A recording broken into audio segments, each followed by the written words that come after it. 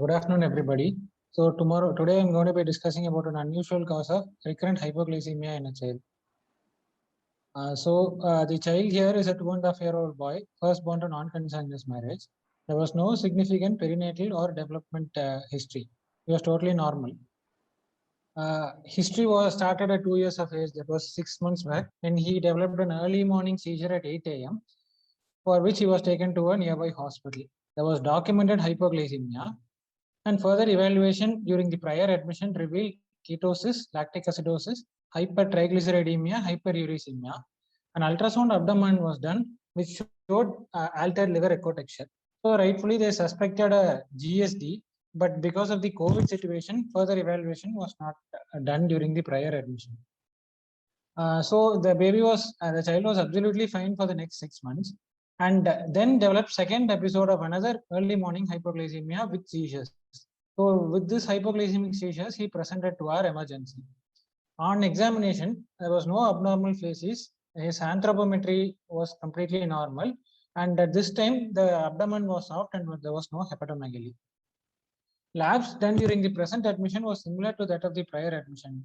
The random sugar was 17, lactate was very high, it was 6.9, uric acid was also high, 8, triglycerides were normal, LFT and ultrasound abdomen here were completely normal. Let me give a brief outline about hypoglycemia before going on to this case. So hypoglycemia is diagnosed when there is this Whipple's triad.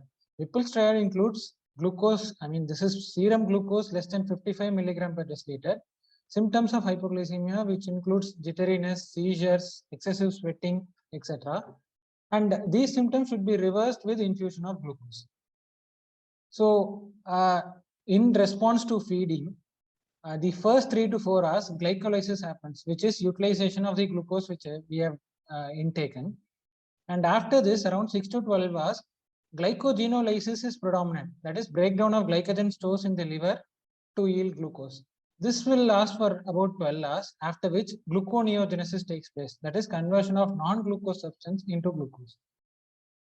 So if a child presents with hypoglycemia within 3 to 4 hours of feeding, hyperinsulinism is the prototype disease, where there is excess insulin, and this predominantly occurs in newborn where there is high GAR requirements. Prototypical glycogenolysis defect is any GSD, and for gluconeogenesis, there are several defects such as fructose 1,6-bisphosphatase deficiency, PEP carboxylase deficiency. So these GSD and gluconeogenesis defect, they typically present with early morning hypoglycemia. So in response to hypoglycemia, there is reduction in insulin and rise of counter-regulatory hormones such as cortisol and growth hormone. This shifts the balance from glycolysis to gluconeogenesis and glycogenolysis. So in glycogenolysis, from the biochemical point of view, we look at the metabolism of fatty acids. First, there is triglycerides, which gets broken up by the action of insulin into free fatty acid, and free fatty acid, which gets broken up by the action of fatty acid oxidation into ketone bodies. So for evaluation of any child with hypoglycemia, the first step is to find out whether the hypoglycemia is ketotic or non-ketotic. Non-ketotic hypoglycemia, the next step is to look for urine reducing substances. Urine reducing substances are positive, then the diagnosis is galactosemia. When the reducing substance is negative, it is either hyperinsulinism or fatty acid oxidation defect.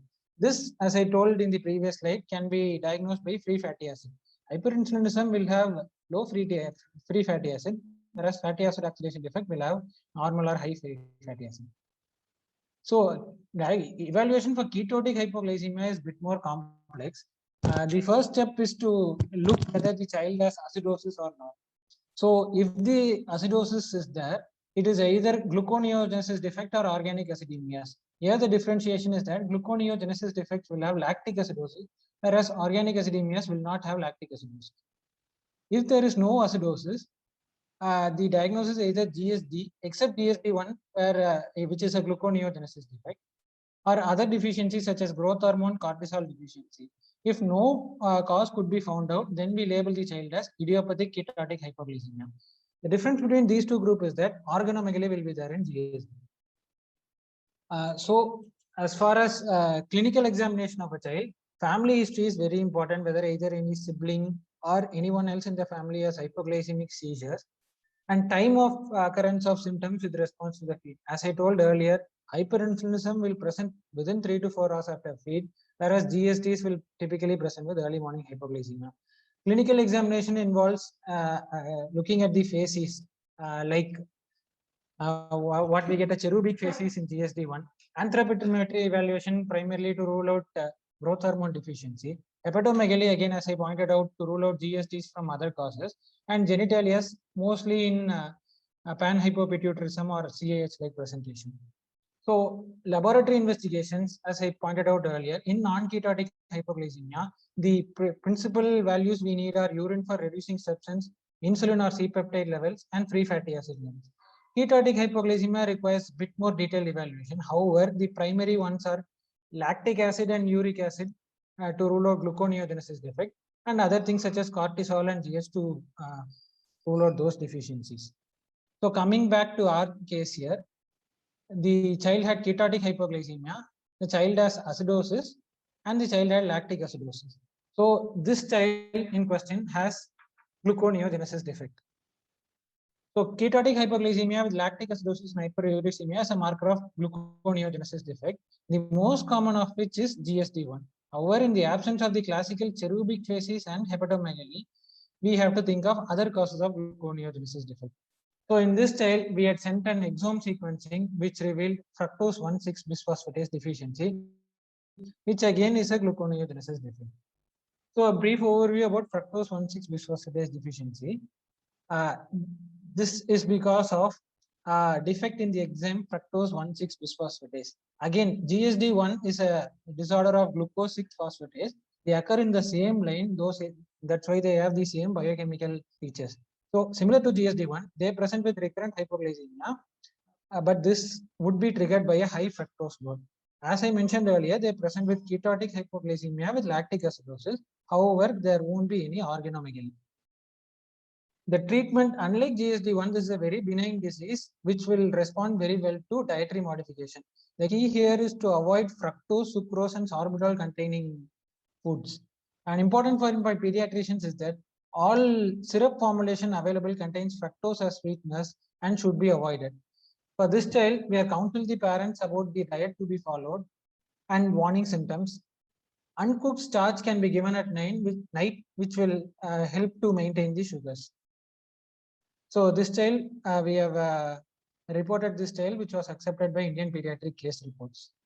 So the take-home message is that clinical examination and critical sample collection is essential for the diagnosis of recurrent hypoglycemia. Fructose 1,6-bisphosphatase deficiency, as in this child, is a close mimicker of GSD, which should be thought of as it is a very benign disease, unlike GSD. Thank you.